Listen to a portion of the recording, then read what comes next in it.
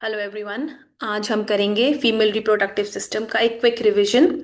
इस रिवीजन में हम सारे पॉइंट्स लेंगे जो आपके एग्जाम पर्पस के लिए इंपॉर्टेंट हैं, प्लस ऑल द क्वेश्चंस जो अपकमिंग एग्जाम के लिए इंपॉर्टेंट हैं, वो सब क्वेश्चंस हम इसी वीडियो में कवर करेंगे।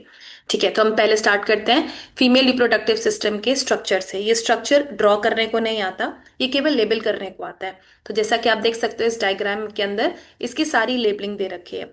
लेबलिंग के संग ये जो लाइंस दे रखी हैं ये वन वर्ड है, जो नेम द फॉलोइंग या give one word for the following में आते हैं। तो पहले हम लेबलिंग करते हैं, फिर इनके वन वर्ड करते हैं। तो सबसे पहले हमारी पहली लेबलिंग कौन सी है? एंडोमेट्रियम।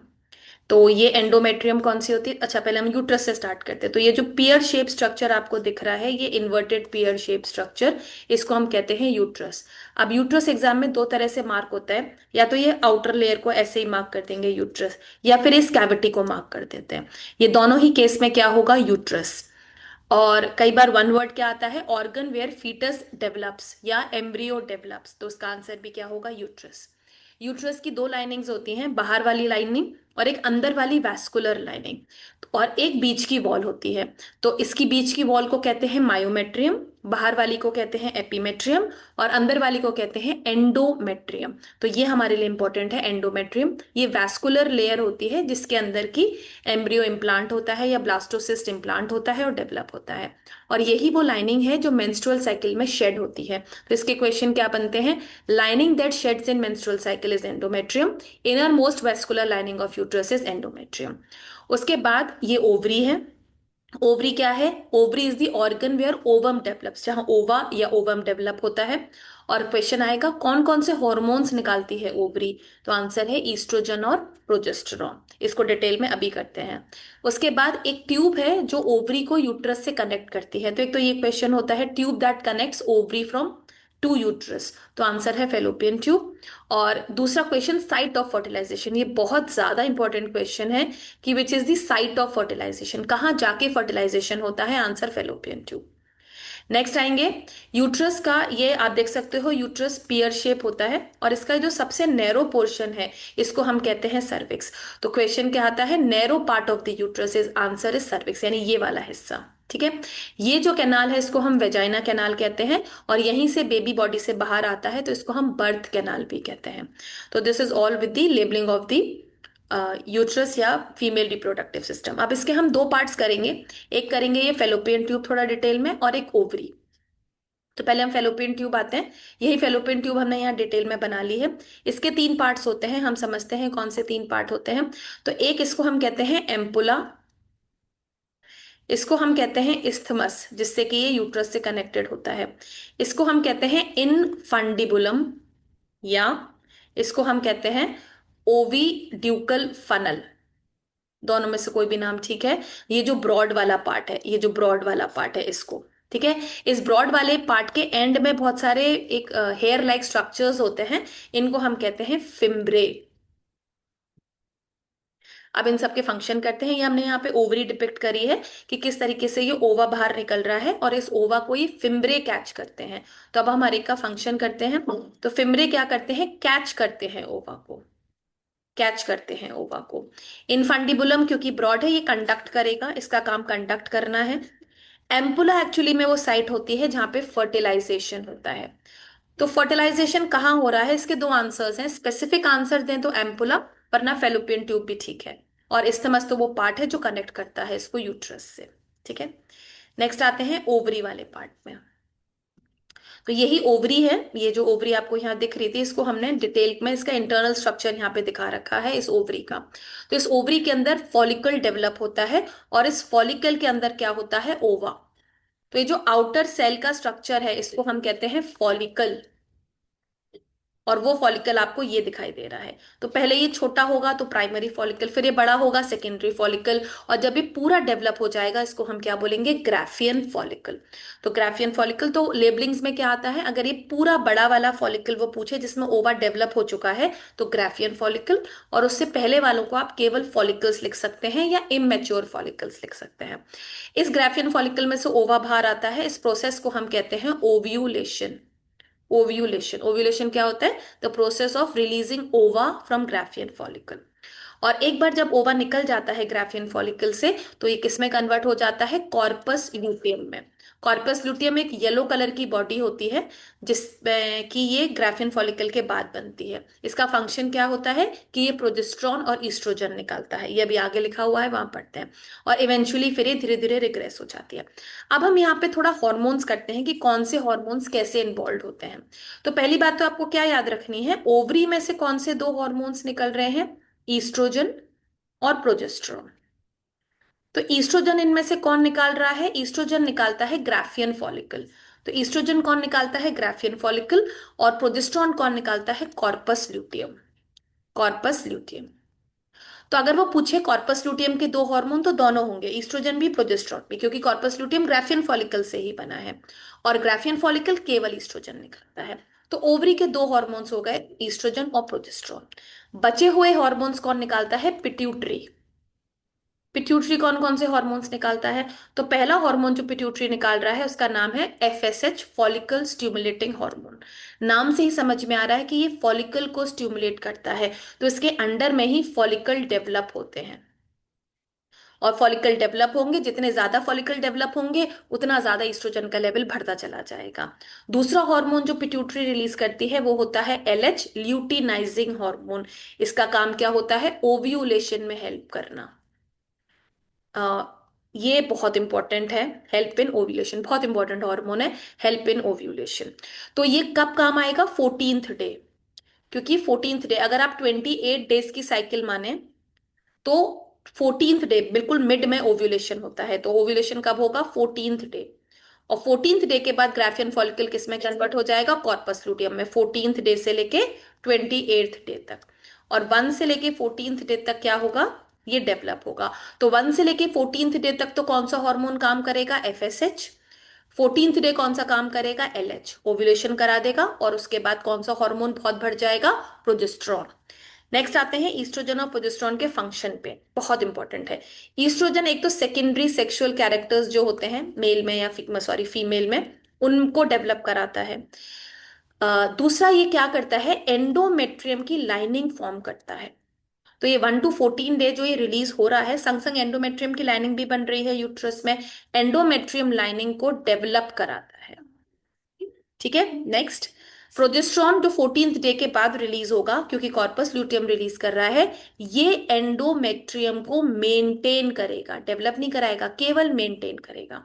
तो दो क्वेश्चन है, मेंटेन कौन करता है एंडोमेट्रियम की लाइनिंग, प्रोजेस्ट्रॉन। और डेवलप कौन कराता है, ईस्ट्रोजन। एक क्वेश्चन आता है कि बायोलॉजिकल रीजन दो कि मेंस्ट्रुअल साइकिल में यूट्रस की लाइनिंग शेड क्यों हो जाती है, ये आपको बताना है। तो क्योंकि वो बायोलॉजिकल रीजन बोल रहा है, तो आपको आंसर देना है क्योंकि प्रोजेस्ट्रॉन का लेवल कम हो जाता है। प्रोजेस्ट्रॉन ही वो हार्मोन है जो एंडोमेट्रियम को मेंटेन कर रहा है। एक बार 28th डे के बाद जब प्रोजेस्ट्रॉन कम हो जाएगा, प्रोजेस्ट्रॉन कम क्यों हो गया, क्योंकि कॉर्पस लूटियम खत्म हो गया। प्रोजेस्ट्रॉन खत्म होते ही एंडोमेट्रियम की मेंटेनेंस खत्म, एंडोमेट्रियम शेड हो जाएगी। इसी को हम मेंस्ट्रुअल साइकिल बोलते हैं। ठीक है, 28th डे के बाद फर्स्ट डे कंसिडर करेंगे, वो शुरू हो जाती है। नेक्स्ट आते हैं।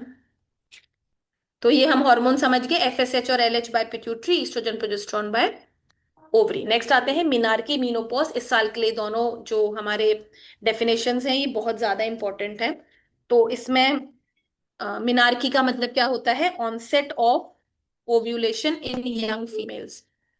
तो यंग फीमेल्स में जो मेंस्ट्रुअल स्टार्ट होता है 13 साल की एज में, that is known as menarche.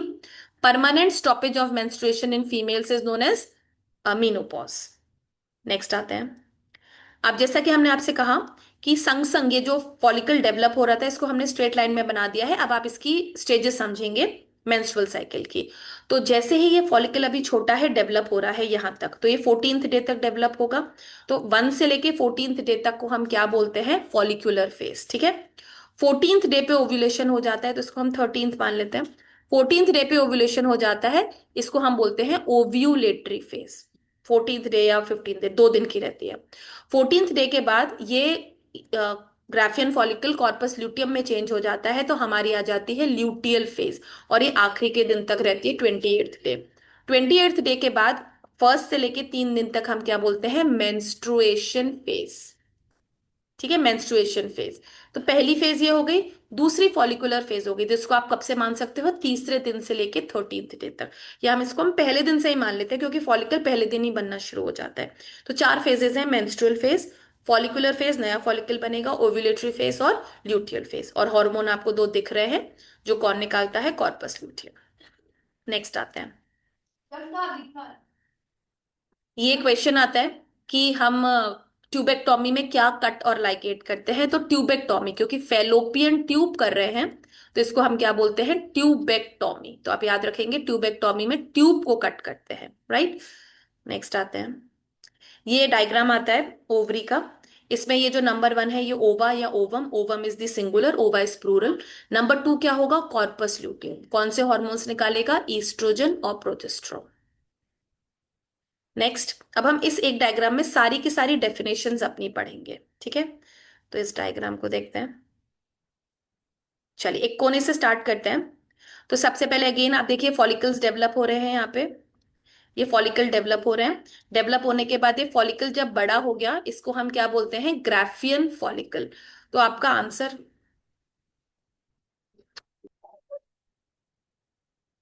तो पहला ये है ग्राफियन फॉलिकल। ये क्या होता है, this is the enlarged mature follicle containing fluid. इससे पहले वाले फॉलिकल्स में फ्लूइड नहीं होता, अगर फ्लूइड भर गया, जो ये है फ्लूइड है, तो हम इसको बोलेंगे ग्राफियन फॉलिकल, ये इसका वन वर्ड आता है। तो पहले वालों को हम बोलेंगे फॉलिकल, इसकी वन वर्ड क्या आ सकती है, maturing egg containing a cellular sac, केवल सेल का बना हुआ सैक है तो वो फॉलिकल, अगर उसमें फ्लूइड आ गया तो वो ग्राफियन फॉलिकल, ठीक है। इसमें जब ओव्यूलेशन हुआ एलएच के अंडर में, तो अभी किस में चेंज हो गया, कॉर्पस ल्यूटियम। इसके क्या क्वेश्चंस हैं, ये ग्राफियन फॉलिकल का रेमिनेंट होता है क्योंकि ये येलो कलर का होता है, तो इसको हम ल्यूटियम बोलते हैं। ल्यूटियम का मतलब होता है येलो कलर, और ये दो हॉर्मोन्स निकालता है, ईस्ट्रोजन और प्रोजेस्टेरोन।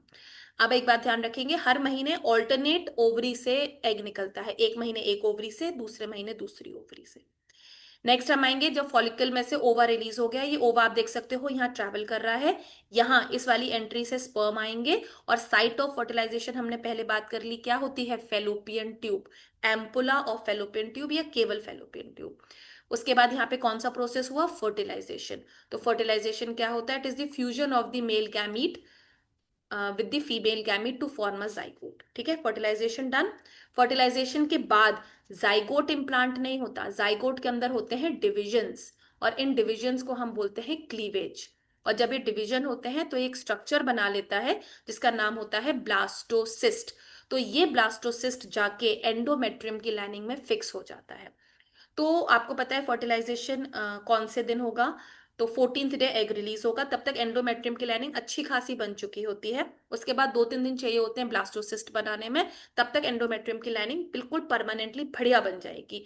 अगर ये इम्प्लांट हो गया ब्लास्टोसिस्ट, तो फिर कॉर्पस ल्यूटियम डिग्रेड नहीं होगा, corpus luteum as it is रहेगा, और प्रोजेस्टेरॉन का लेवल बढ़ता चला जाएगा, क्योंकि प्रोजेस्टेरॉन हमको चाहिए एंडोमेट्रियम को रखने के लिए। अगर इस समय इम्प्लांटेशन के बाद भी कॉर्पस लुटियम खत्म हो गया, तो प्रेगनेंसी खत्म हो जाएगी, वो बॉडी नहीं करती।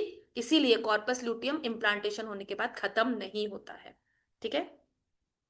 इम्प्लांटेशन, जब ब्लास्टोसिस्ट पिट बना के एंडोमेट्रियम की लाइन में फिक्स हो जाता है, इसको हम कहते हैं implantation. When blastocyst forms a pit in the endometrium lining of the uterus and get fixed in it, right. Next आएंगे, जब ये फिक्स हो जाएगा तो आप कुछ स्ट्रक्चर्स बनेंगे, तो एक डिस्क शेप स्ट्रक्चर बनेगा जिसको हम बोलेंगे प्लेसेंटा, जिसमें कि विलाई होते हैं यूट्रस के, और विलाई होते हैं ये जो फीटस होता है इसके पार्ट के। तो ये विलाई जब इंटरमिक्स हो जाते हैं, इसको हम कहते हैं प्लेसेंटा। डिस्क लाइक स्ट्रक्चर है, इसके दो फंक्शन होते हैं, एक तो एक्सचेंज, किस चीज का एक्सचेंज करता है, न्यूट्रिएंट्स का और वेस्ट का, और दूसरा एंडोक्राइन फंक्शन कौन सा होता है, प्रोजेस्ट्रॉन हार्मोन निकालता है। और कौन सा निकालता है, HCG, रिलैक्सिन, ये सारे हॉर्मोन्स निकालता है कौन, प्लेसेंटा। तो जब आप इसका क्वेश्चन आएगा तो आप इसको दो हेडिंग्स में लिखेंगे इसका फंक्शन। नेक्स्ट आते हैं अम्बिलिकल कॉर्ड, प्लेसेंटा को जो फीटस से कनेक्ट करती है, एम्ब्रियो बोलो या फीटस बोलो, फीटस और एम्ब्रियो में क्या फर्क होता है, एम्ब्रियो होता है पहले 3 महीने, 3 मंथ्स या 8 वीक्स तक हम क्या बोलेंगे, एम्ब्रियो, और 8 हफ्ते के बाद हम क्या बोलेंगे, फीटस। तो जो फीटस और एम्ब्रियो को कनेक्ट करता है उसको क्या बोलते हैं, अम्बिलाइकल कॉर्ड। और इस कॉर्ड के अंदर क्या होती है, ब्लड वेसल्स, जो कि एक्सचेंज में हेल्प करेंगी। जेस्टेशन, ये बच्चा जो पूरी तरीके से डेवलप हो रहा है मदर के पेट में, that is known as gestation. Full term development of embryo in the uterus is called gestation, और ये 280 डेज होता है, इसको याद रखना है, इंपॉर्टेंट है। पार्ट्यूरेशन, जब ये बच्चा पूरा डेवलप हो जाएगा तो ये बॉडी से बाहर आ जाएगा, इस प्रोसेस को हम कहते हैं parturition. It is the act of expelling the full term foetus from the mother's uterus at the end of gestation. ठीक है, नेक्स्ट एक क्वेश्चन आता है, इसमें थोड़ी सी लेबलिंग्स देख लेते हैं पहले इसमें, फिर नीचे देखेंगे। ये जो होती है इसको हम कहते हैं एमनियन लेयर, और ये जो फ्लूइड भरा हुआ होगा बच्चे में और एमनियन के बीच में, इसको हम बोलेंगे एमनियोटिक फ्लूइड। ठीक है, अब लेबलिंग्स देखते हैं जो एग्जाम में आती हैं। तो देखो नंबर 1 क्या हो जाएगी, अम्बलाइकल कॉर्ड, तो करेक्ट कर रही है ना। ये जैसा हमने बोला विलाई से बनता है, तो नंबर 2 हो जाएगा प्लेसेंटा। और नंबर 3 क्या होगा, ये फ्लूइड है देखो बीच में जो भरा हुआ है, तो दिस इज एमनियोटिक फ्लूइड। ठीक है, ये लेबलिंग है, बाकी क्वेश्चंस आप अपने आप कर सकते हैं, हमने ऊपर सारे कर लिए। एक बस सेक्स क्रोमोसोम है, ये मैं एक बार फिर भी बता देती हूँ। तो मेल का क्या होगा, से केवल सेक्स क्रोमोसोम पूछ रहा है, तो इट विल बी XY, और फीमेल का क्या होगा, XX। ठीक है, तो this is all with the female reproductive system. Next video में हम करेंगे मेल रिप्रोडक्टिव सिस्टम।